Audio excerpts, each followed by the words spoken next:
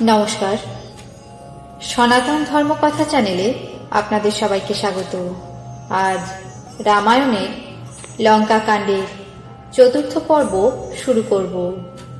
৩৩ কোটি দেবদেবী, ব্রহ্মা বিষ্ণু মহেশ্বর, সর্বকালের সর্বসৃষ্টি, পিতা মাতা গুরু সবাইকে প্রণাম জানিয়ে এই পাঠ শুরু করছি। হনুমানের কথা শুনে শ্রীরামচন্দ্র হাসতে লাগলেন। তারপর দক্ষিণ দিকে তাকিয়ে দয়াল প্রভু বললেন, হে বিভীষণ, দক্ষিণ দিকে দেখো, মেঘের কি ঘন ঘটা আর বিদ্যুতের কি চমকানি। ঘন মেঘ মৃদু মধুর গর্জন করছে, মনে হচ্ছে প্রবল শিলাবৃষ্টি হবে। বিভীষণ বললেন, হে কৃপাময়, ওসব না তো বিদ্যুতের ঝলকানি আর না ঘোর মেঘের ঘটা। লঙ্কার শিখরের উপর এক সুন্দর মহল আছে। 10 মুখ রাবণের নাচ গানের আখড়া চলছে সেখানে রাবণের মাথার উপর মেঘডম্বর অর্থাৎ মেঘের রং যেমন বিশাল এবং কালো আড়ম্বরপূর্ণ ছাতা রয়েছে, তাকেই মেঘের ঘন ঘটার মতো দেখাচ্ছে। মন্দোদরীর 2 কানে যে 2টি ফুলের মতো অলঙ্কার দুলছে, তাকেই বিদ্যুতের ঝলকানি মনে হচ্ছে। হে দেবোত্তম, মনোহর তাল আর মৃদঙ্গ বাজছে, তারই মধুর ধ্বনি মেঘের মৃদু গর্জনের মতো শোনাচ্ছে। রাবণের মনের অহংকার বুঝতে পেরে প্রভু মুচকি হাসলেন। তারপর হাতে ধনুক নিয়ে তিনি তাতে সরসন্ধান করলেন।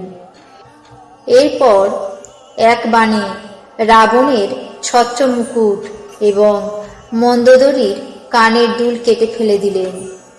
সকলে দেখল যে ওগুলো মাটিতে পড়ে লুটাচ্ছে, কিন্তু এর রহস্য কেউই বুঝতে পারল না। রামের বাণ এই কৌতুক কর্ম করে আবার এসে তুনিরে ঢুকে গেল। এই মহারস ভঙ্গ হওয়াতে রাবণের সভায় সকলে ভীষণ শঙ্কিত হয়ে গেল।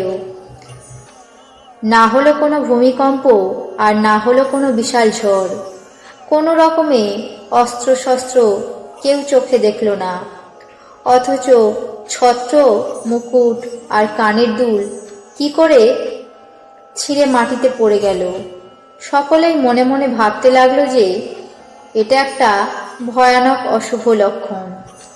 সভায় সকলকে শঙ্কিত দেখে রাবণ হেসে যুক্তি দিয়ে বোঝাতে চেষ্টা করল যে যার মাথা কেটে পড়লেও সে শুভ লক্ষণই হয়, তার মাথার মুকুট মাটিতে পড়লে সেটা অশুভ লক্ষণ কি করে হয়। তোমরা সব যে যার বাড়ি গিয়ে বিশ্রাম নাও, ভয়ের কোনো কারণ নেই। তখন সকলে রাবণকে প্রণাম করে যে যার গৃহে ফিরে গেল। যখন থেকে কানের দুল মাটিতে পড়েছে, তখন থেকে মন্দোদরীর মনে দুশ্চিন্তা বাসা বাঁধল।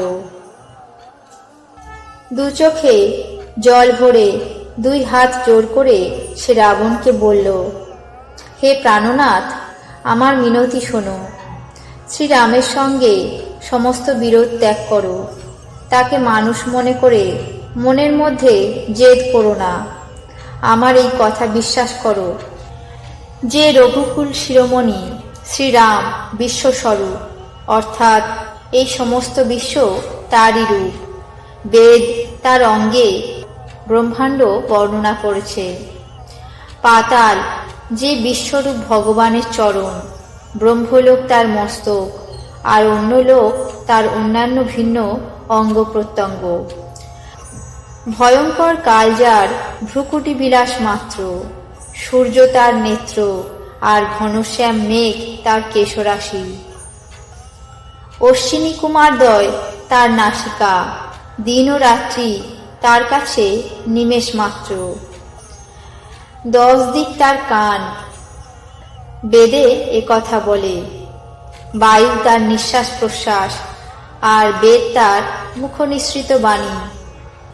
লোভ তার অধর, করালো দাঁতগুলি হলো যমরাজ, মায়া হচ্ছে তার হাসি, দিকপালেরা তার বাহু, অগ্নি তার মুখ, বরুণ জিহবা, সৃষ্টি স্থিতি ও প্রলয় তার কর্ম।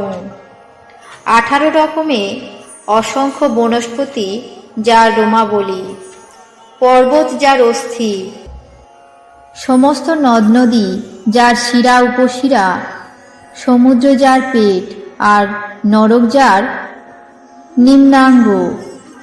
এইভাবেই প্রভু জগন্ময়, কত আর বেশি কল্পনা করা যায়। শিব যার অহংকার, ব্রহ্মা বুদ্ধি, পূর্ণ শশী মন, আর মহান বিষ্ণুই তার চিত্ত। সেই চরাচর স্বরূপ ভগবান শ্রীরামরূপী মনুষ্য শরীরে অবস্থিত রয়েছেন। হে প্রাণপতি, শোনো, এই সব বিবেচনা করে প্রভুর সাথে শত্রুতা ত্যাগ করে রঘুবীরের চরণে প্রীতি সম্বন্ধ স্থাপন করো, যাতে আমার শাখা সিঁদুর অটুট থাকে। স্ত্রীর কথা কানে শুনে রাবণ খুব হাসলেন এবং বললেন, আহা, মোহের শক্তি কি প্রবল প্রখর!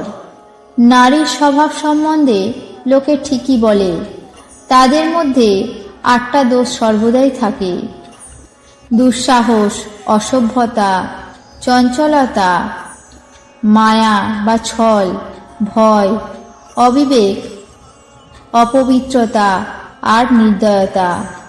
তুমি শত্রুর গুণগান করলে আর আমাকে তার সম্বন্ধে ভীষণ ভয়ের কথা বললে। হে প্রিয়া, এই সব চরাচর বিশ্ব তো স্বভাবতই আমার বশে। তোমার কৃপায় আমার তা বোধগম্য হল। তোমার চাতুরী আমি বুঝে ফেলেছি। এই ছলে ভয় দেখাবার অছিলায় আমার প্রভুত্বের তুমি গুণগান করছো। হে মৃগনয়নী, তোমার কথা গূঢ় অর্থযুক্ত, বুঝতে পারলে সুখদ, আর শুনলে ভয় দূর করে। মন্দোদরীর মনে প্রত্যয় হল যে কালের বশে স্বামীর মতিভ্রংশ হয়েছে। এই রকম অজ্ঞানপ্রসূত নানা রকম ঠাট্টা তামাশার মধ্যে রাবণ রাত কাটিয়ে দিলেন। তারপর স্বভাবতই নির্ভয় অহংকারে অন্ধ হয়ে লঙ্কাপতি রাবণ আবার রাজসভায় গেলেন। মেঘ যদি অমৃত বৃষ্টিও করে, তবুও বেদগাছে ফল ফুল ধরে না। এই রকম যদি ব্রহ্মার মতো জ্ঞানী গুরুও মেলে, তবুও মূর্খের হৃদয়ে চৈতন্যের উদয় হয় না। আজ রামায়ণের লঙ্কাকাণ্ডের 4র্থ পর্ব এখানেই শেষ করছি। বাকি অংশ আগামী পর্বে পাঠ করে শোনাবো। আপনাদের কেমন লাগছে তা অবশ্যই কমেন্ট বক্সে জানাবেন। চ্যানেলটিকে সাবস্ক্রাইব করবেন, লাইক করবেন, শেয়ার করবেন। ধন্যবাদ।